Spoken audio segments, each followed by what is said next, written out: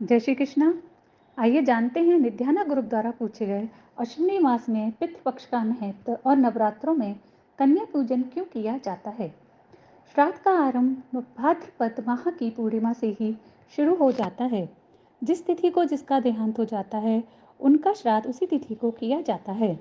शास्त्रानुसार माना जाता है कि धर्मराज पूर्णिमा से अमावस्या यानी 16 दिन तक अपने लोक के द्वार पितरों के लिए खोल देते हैं ताकि वो अपने परिजनों से मिल सकें और उन्हें आशीर्वाद दे सकें। पितृ कैसे भोजन पाते हैं, ये सवाल भी हमारे मन में कई बार आता है।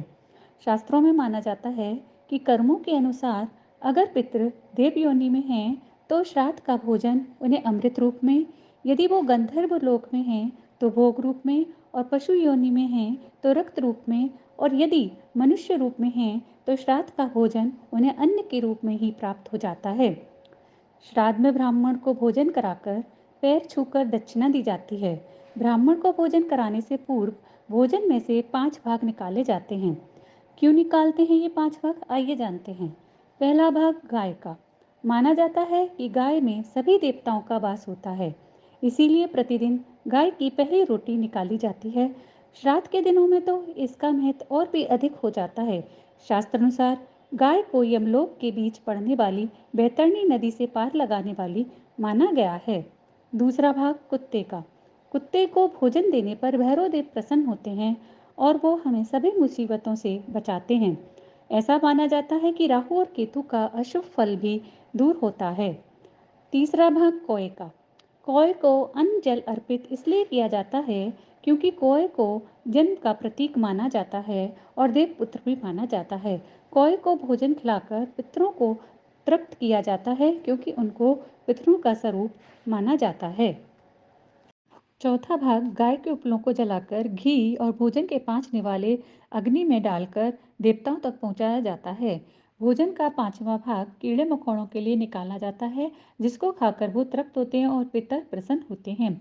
श्राद्ध भोजन में दूध, चावल, तोरी की सब्जी और उड़द की दाल की बनी चीज़ों का महत्व है। श्राद्ध का आखिरी दिन, जिसको पितृमोक्ष अमावस्या के नाम से जाना जाता है, इस दिन उन पितरों का श्राद्ध किया जाता है जिनकी तिथि और नाम का ज्ञात नहीं होता। इस दिन ब्राह्मणों को और गरीबों को दान देने का विशेष महत्व है। श्राद्ध 3 पीढ़ियों तक किया जाना सही माना गया है। इसके बाद गयाजी जाकर तर्पण विधि और पिंडदान कर देना चाहिए, जिससे जीवन में पितरों का आशीर्वाद बना रहता है। अतः हमें पुराणों का अपने जीवन में कम से कम एक बार अवश्य ही अध्ययन करना चाहिए। समाज में एक बात आम तौर पर कही जाती है कि पितृपक्ष के दिन अशुभ होते हैं। यह बहुत ही हास्यास्पद है। हमारे पूर्वज, हमारे पितर, जो हमें धन धान, संतान, वैभव, मान प्रतिष्ठा और सभी प्रकार की व्याधियों से हमारी रक्षा करते हैं, उनका अब आगमन भला अशुभ कैसे हो सकता है। जैसे हमारे पितर हमसे मिलने के लिए उत्सुक होते हैं, ऐसे ही हमें भी बाहें फैलाकर उनका स्वागत करने के लिए तत्पर रहना चाहिए। आइए जानते हैं अश्विनी मास के त्योहार। विश्वकर्मा जयंती, जीवित पुत्री का व्रत, दशहरा। नवरात्रों में कन्या पूजन क्यों किया जाता है। धार्मिक मान्यताओं के अनुसार असुरों से सताए देवताओं के पूछने पर ब्रह्मा जी ने बताया कि असुरों का वध कुंवारी कन्या के द्वारा होना तय है। तब सभी देवताओं के तेज और ब्रह्मा विष्णु महेश के विशेष तेज से माँ दुर्गा का असुरों के विनाश के लिए प्राकट्य हुआ। ब्रह्मा जी ने माँ दुर्गा को प्रसन्न करने के लिए इंद्र को बताया कि माँ दुर्गा पूजा पाठ हवन से इतना प्रसन्न नहीं होती जितना कन्या पूजन करने से होती हैं। इसलिए नवरात्रों में माँ दुर्गा के 9 स्वरूपों शैलपुत्री, ब्रह्मचारिणी, चंद्रघंटा, कुष्मांडा, स्कंद माता, कात्यायनी, कालरात्रि, महागौरी और सिद्धिदात्री की पूजा के साथ साथ कन्या पूजन का विशेष महत्व है। इन दिनों 9 दिन तक गरबा डांडिया का पर्व भी चलता है। नवरात्रि में 2 से 10 साल की कन्या का पूजन किया जाता है।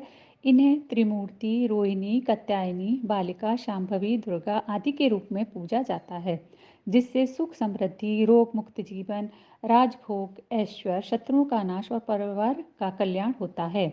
एक बात और मैं यहाँ कहना चाहती हूँ, कन्या पूजन सिर्फ 9 दिन ही क्यों, हम जीवन भर क्यों ना करें। नवरात्रों को पूरे भारतवर्ष में कन्या को देवी के रूप में पूजा जाता है। कुछ लोग नवरात्रों के बाद यह सब भूल जाते हैं और बहुत जगह कन्याओं का शारीरिक मानसिक शोषण भी होता है और उनका अपमान और तिरस्कार किया जाता है।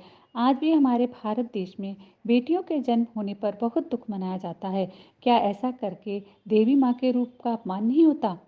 सभी लोगों को कन्याओं के लिए अपनी सोच बदलनी चाहिए। देवी कन्याओं का सम्मान करना चाहिए। शास्त्रों में लिखा है कि जिस घर में औरतों का सम्मान होता है उस घर में भगवान वास करते हैं।